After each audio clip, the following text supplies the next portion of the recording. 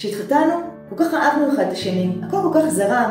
היום אנחנו רבים בלי הפסקה. תמיד חשבתי שאני אישה אסרטיבית. הייתי בטוחה שהילדים שלי ישתפו פעולה. לא יום ולא יומיים אני מסוימת עם איזו מין אכזבה כזה פנימית עמוקה של הדברים לא קורים כמו שאני רוצה. האם את מכירה את זה? האם גם לך זה קורה? למה זה קורה לנו? ואיך נעשה את זה אחרת? קודם חשוב להבין שכל שני האנשים הם אנשים שונים, ולכל אחד יש רצונות אחרים ודרך אחרת להביע את עצמו. כשעולים קונפליקטים מבני אדם, אנחנו בדרך כלל מוצאים את עצמנו מתנהגים באחד משני הדרכים.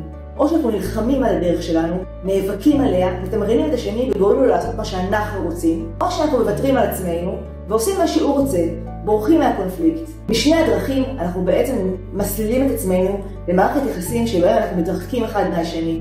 יש דרך אחרת. בתקשורת מקרבת אנחנו מבינים שמתחת להתנהגות שלנו ומתחת לרצונות ולשיח קיימים צרכים מאוד עמוקים שיקרים לנו וחשובים לנו. כשאנחנו מנהלים דיאלוג סביב הצרכים שלנו ואומרים את מה שבאמת יקר וחשוב לנו, אנחנו קודם כל מביאים את עצמנו באמת. ורואים גם את השני באמת. משם הדרך להגיע לפתרון של קונפליקט שממלא את הצרכים גם שלי וגם של הצד השני היא קלה ופשוטה. מזמינה אותך להדרכה בלייב לדבר בקטע אחר. איך לעשות את זה אחרת? יום רביעי, 27 לנובמבר, בשעה 8:30. איפה? בזום. אז כל מה שנשאר לכם לעשות זה להירשם כאן למטה בקישור או אצלי בביו. להתראות.